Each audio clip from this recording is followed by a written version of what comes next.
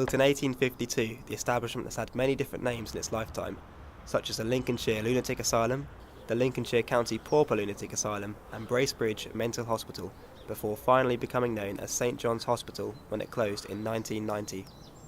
In this 15-minute documentary, we will explore the history and future of one of Lincolnshire's most historic buildings, St John's Hospital at Bracebridge Heath.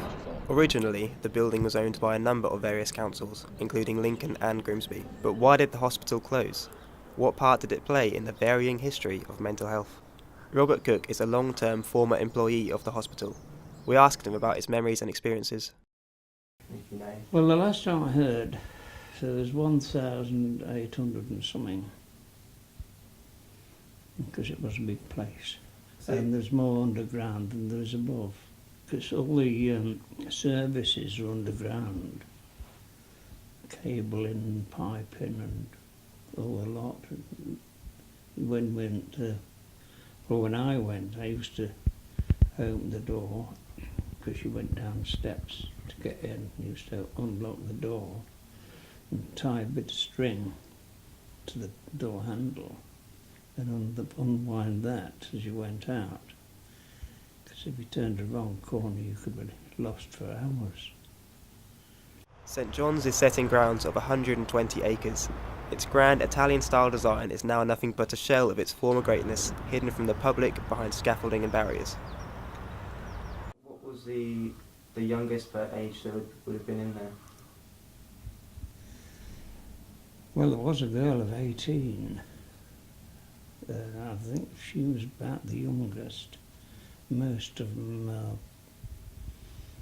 30s or a lot older than that. Well, some were there from being about 30 until they died. So some people never came out, never recovered? No, because they weren't capable of living on their own or anything. And there were no halfway houses for that time. So, they just left there. You had to be very careful how you spoke to some of them. I knew quite a few of them by name, but I mean, that's nothing to do with us. We just went there to do a job and that was it.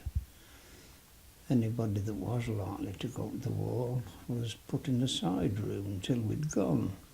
What was the side room? Well, they were like a cell, really. They would be about 8 foot by 6 or something like that. And all the doors were locked. Once you got in there, that was it. There's no way out. Our production team went to meet University of Lincoln lecturer Jim Rogers. In some asylums, in the earlier stages, so in the early part of the 19th century, there was perhaps more humane treatment. What tended to happen as the numbers grew is that there was overcrowding, there was less time, and treatment became perhaps less humane, more punitive. If you look at the history of treatment for people with mental illness, all sorts of things have been tried because most types of treatment were not particularly effective, and I think because there were few ethical concerns, psychiatrists, doctors felt free to try almost anything and everything, and actually it's quite shocking when you look back at the types of treatments that have been tried on people with mental illness. We know that things like electric shock therapy, ECT, is an accepted treatment, but all sorts of different fairly crude treatments have been tried, putting people into comas, insulin-induced comas, as well as electric shock. So they're fairly harsh treatments. Certainly it was quite common, for example, to shackle people, put them in chains, tie people in chairs and spin them round. All sorts of things that we'd probably think are quite barbaric now were tried. Use of all sorts of different types of drugs, of course, have been tried over the years. So within asylums and institutions, various different things have been tried. But I suppose to a large extent, you might characterise it that there was a lack of treatment, because often people were simply placed into asylums, lived very regimented, institutionalised lives there, and probably didn't receive a great deal in the way of treatment, because there wasn't, as I say, there wasn't anything that was particularly effective for much of the time. So were they, was it dangerous? Well, when they were high, some of them were. But they used to give them, I forget what it was, in a dose in the morning, and that was to calm them down. And then he didn't want to be on the wards at that time, because it was like a little glass of gin, but it excreted through the breath, and it stank something awful. There were padded cells on some of them, but I think most padded cells have been removed. Yeah, I suppose the kind of the image that a lot of people have of a mental hospital is the cartoon straitjackets, padded cells. Well, yeah, I mean, I suppose in the early days of treatment, the straitjacket was about the only thing there was. They were uncomfortable. I know. I wore one once. Critics would argue that in psychiatry, the mainstay of treatment remains drugs, psychiatric drugs, medicines.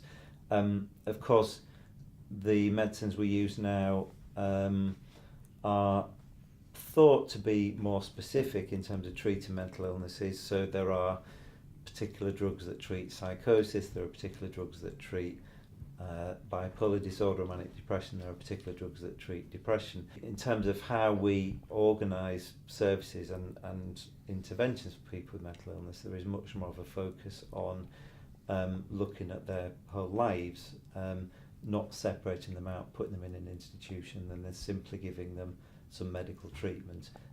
It's about helping people to recover to some kind of a normal life, involving them in their community, helping them with employment, with social skills, and so on. So it's less divorced from their life. In the 19th century, there was a move to build lots of asylums, and quite large numbers of the population ended up spending large parts of their lives, really, in many cases, in asylums. Obviously, mentally ill people, but other groups as well, people with learning disabilities.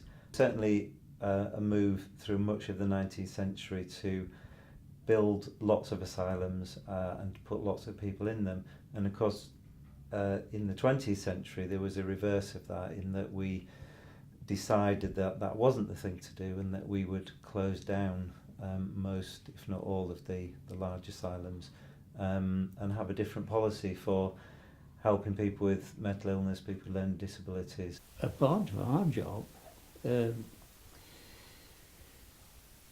I suppose in that day and age, they're classed as paupers, people with no known relatives or anything. And if they died in there, we used to make the coffins and all that sort of job as well. The asylum grounds also included the hospital's own burial site for those unfortunate enough never to leave its intimidating walls. Whilst surveyors were excavating the grounds, work came to a stop when human skeletons were uncovered. It turned out they had found the burial site. It wasn't unusual for graves to be 3 or even 4 deep, spaced very close together. Only one grave ever had a reef on it, that of a Belgian airman. My third day working up in the joiner's shop, the others were out on the wards working, and somebody knocked on the uniform. No, give me a piece of paper. Can you give me the measurements? I said, what measurements? Oh, it's a body.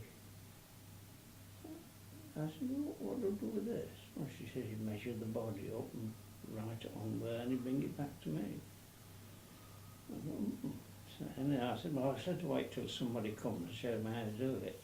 And one of them came back shortly after and showed me how to do it. 11 months later, I married that girl. What can you tell us about the archive footage that you deposited to Mace? Well, I was, I don't know how I got into it, but I did a lot of photography at that time. And the chap that used to do it, he moved to another hospital somewhere and asked me to do the job. And, each hospital had a different day for the sports. I used to get around about a bit. What? So the sports days, were they for patients? Yeah, patients and the